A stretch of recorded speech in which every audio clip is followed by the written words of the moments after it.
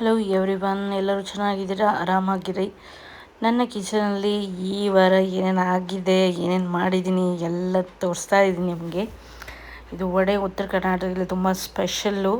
ಎಲ್ಲ ವಡೆ ಇರುತ್ತಿದ್ದು ಎಲ್ಲ ಸಂದರ್ಭದಲ್ಲಿ ಮಾಡ್ತಾರೆ ಇದನ್ನು ಚೆನ್ನಾಗಿ.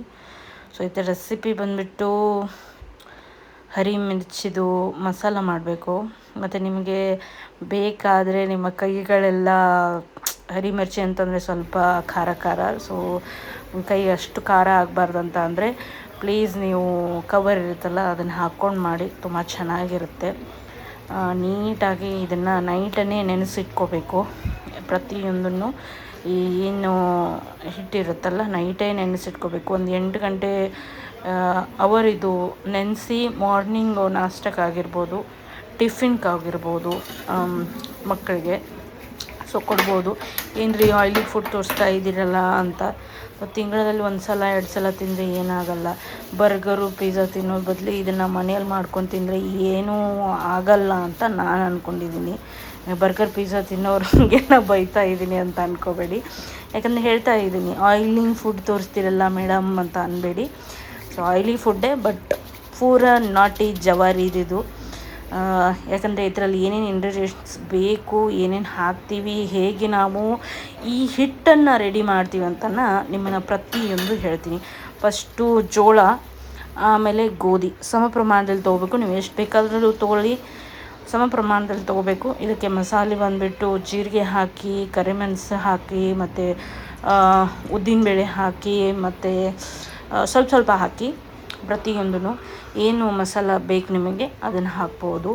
ಮತ್ತು ಇದು ಅಜ್ವಾಯಿನ್, ಆ್ಯಕ್ಚುಲಿ ಏನೇನು ಮಸಾಲ ಹೇಳಿದ್ದೀನಲ್ಲ ಇವನ್ನೆಲ್ಲ ಫ್ರೈ ಮಾಡಿಬಿಟ್ಟು ಇದರಲ್ಲಿ ಹಾಕಬೇಕು. ಇದು ಆ್ಯಕ್ಚುಲಿ ಲಾಸ್ಟ್ ಟೈಮು ಈ ವಿಡಿಯೋ ಮಾಡಿದ್ದೀನಿ ನಾನು. ಇವಾಗ ಸಬ್ಸ್ಕ್ರೈಬರ್ ಸ್ವಲ್ಪ ಜಾಸ್ತಿ ಆಗಿದ್ದಾರೆ, ಅವ್ರಿಗೋಸ್ಕರ ಇನ್ನೊಂದು ಸಲ ಮಾಡ್ತಾಯಿದ್ದೀನಿ. ನಾನು ಮಾಡ್ತಾಯಿದ್ದೀನಿ ನನ್ನ ಮನೇಲಿ ಮತ್ತೆ ಇದು ಮಾಡಿದ್ವಿ. ಸೊ ಐ ಥಿಂಕ್ ಸೊ ಇದನ್ನ ನಿಮ್ಗೆ ಹತ್ರ ಶೇರ್ ಮಾಡಬೇಕಂತ ಹೇಳಿ ಮಾಡ್ತಾಯಿದ್ದೀನಿ. ಏನ್ರಿ ಆಯಿಲಿ ಫುಡ್ಡು ಅಂದರೆ ಇದ್ರೊಳಗೆ ಇಂಗ್ರೀಡಿಯೆಂಟ್ಸ್ ಎಲ್ಲ ನೀವು ನೋಡಿಬಿಡಿ. ಗೋಧಿ ಆಗಿರ್ಬೋದು, ಜೋಳ ಆಗಿರ್ಬೋದು, ಮತ್ತೊಂದು ಆಗಿರ್ಬೋದು, ಪ್ರತಿಯೊಂದೂ ಫುಲ್ಲಿ ನಾಟಿ ಸ್ಟೈಲ್ ಇರುತ್ತಿದ್ದು. ಊರಲ್ಲೆಲ್ಲ ತುಂಬ ಚೆನ್ನಾಗಿ ಮಾಡ್ತೀವಿ, ನಮ್ಮ ಕಡೆ ಎಲ್ಲ ತುಂಬ ಚೆನ್ನಾಗಿ ಮಾಡ್ತೀವಿ. ಸೊ ಅದಕ್ಕಾಗಿ ಮಾಡಿದ್ದೀನಿ. ನೋಡಿ ನಾನು ಹೇಗೆ ತಟ್ತಾ ಇದ್ದೀನಿ. ಒಂದು ಬಟ್ಟೆಗೆ, ಒಂದು ಬೌಲ್ಗೆ ಬಟ್ಟೆ ಹಾಕೊಂಡು ನೆನೆಸ್ಬೇಕು ಅದನ್ನು. ಆಮೇಲೆ ಅದಕ್ಕೆ ನೆನೆಸಿ ನೀರಲ್ಲಿ ಅದನ್ನು ನೆನೆಸ್ಬೇಕು. ನೀರು ಹಚ್ಚಿ ಆ ಒಂದು ಹಿಟ್ಟನ್ನು ನೀಟಾಗಿ ಹೊಡಿಬೇಕು. ಆ ಒಂದು ಪಾತ್ರೆಗೆ ಏನು ನಾನು ಬಟ್ಟೆ ಕಟ್ಟಿದ್ದೀನಲ್ಲ ಆ ಪಾತ್ರೆ ಬಡಿದ್ಬಿಟ್ಟು ಆಮೇಲೆ ಆ ವಡೆನ ತೆಗೆದ್ಬಿಟ್ಟು ಸುಡು ಎಣ್ಣೆಗೆ ಹಾಕಬೇಕು. ಪ್ಲೀಸ್ ತುಂಬ ಜೋಪಾನವಾಗಿ ಇದನ್ನು ಮಾಡಬೇಕು.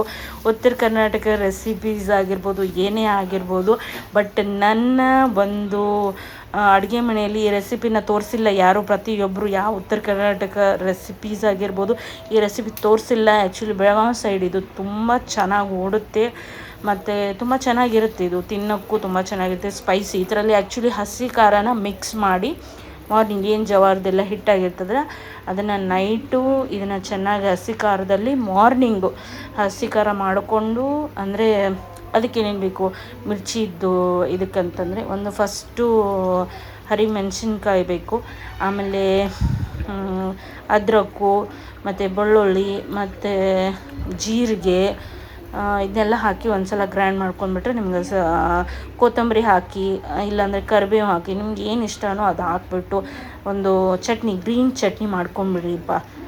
ಕಿಸಾನ್ ಚಟ್ನಿ ಎಲ್ಲ ಟಿ ವಿಯಲ್ಲಿ ತೋರಿಸ್ತಾರೆ, ಅದನ್ನೆಲ್ಲ ಹಾಕಬೇಡಿ. ನೀವು ಮನೆಯಲ್ಲೇ ಫ್ರೆಶ್ಶಾಗಿ ಗ್ರೀನ್ ಚಿಲ್ಲಿನ ನಾನು ಏನು ರೆಸಿಪಿ ಹೇಳಿದ್ದೀನಲ್ಲ ಅದನ್ನು ಹಾಕಿಬಿಟ್ಟು ಮಾಡಿ, ಅದನ್ನು ತೊಗೊಂಬಂದು ಇದರಲ್ಲಿ ನೀಟಾಗಿ ಬ್ಲೆಂಡ್ ಮಾಡಬೇಕು. ಹಿಟ್ಟಲ್ಲಿ ನೈಟ್ ನೀವು ನೆನೆಸಿಡುವಾಗ ಹಿಟ್ಟನ್ನು ನಮಕ್ ಹಾಕಬೇಕು ಮತ್ತು ನೀರು ಹಾಕಿ ಚೆನ್ನಾಗಿ ಗಟ್ಟಿಯಾಗಿ ನೆನೆಸಿಡ್ಬೇಕು. ಇದನ್ನು ನೀವು ಮಧ್ಯಾಹ್ನ ಮಾಡಿದ್ರೂ ಕೂಡ ನಿಮಗಿದು ವರ್ತ್ ಆಗಿರ್ಬೋದು. ತುಂಬ ಗಟ್ಟಿಯಾಗಿ ಹಿಟ್ಟನ್ನು ನೆನೆಸಿಡಬೇಕು.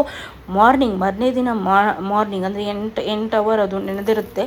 ಮಾರನೇ ದಿನ ಮಾರ್ನಿಂಗ್ ನೀವು ಅದರಲ್ಲಿ ಹಸಿ ಖಾರನ ಹಾಕಿಬಿಟ್ಟು ನೀಟಾಗಿ ಹಿಟ್ಟಲ್ಲಿ ಅದನ್ನು ಬ್ಲೆಂಡ್ ಮಾಡಿ ಆಮೇಲೆ ಅದನ್ನು ಬಡಿದು ಆಮೇಲೆ ಕರೆದು ಆಮೇಲೆ ನಿಮಗೆ ತೋರಿಸ್ತಾ ಇದ್ದೀನಿ. ಇವಾಗ ಚೆನ್ನಾಗಿ ನೋಡ್ಕೊಳ್ಳಿ ಒಂದು ಸಲ.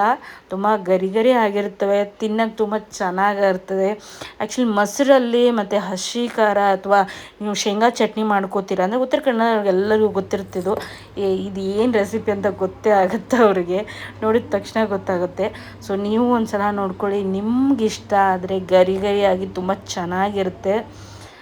Love that. ಚಿಕ್ಕ ಮಕ್ಕಳಂತೂ ಒಂದೊಂದು ಕೈಯಾಗಿ ಇಟ್ಕೊಂಡು ತಿನ್ಕೊಂತ ಅಡ್ಡಾಡ್ತಿರ್ತಾರೆ ಮಕ್ಕಳು ಮನೆಯಲ್ಲಿದ್ದರೆ ಅಂತೂ ತುಂಬ ಇಷ್ಟ ಆಗುತ್ತೆ ಮಕ್ಕಳಿಗೆಲ್ಲ.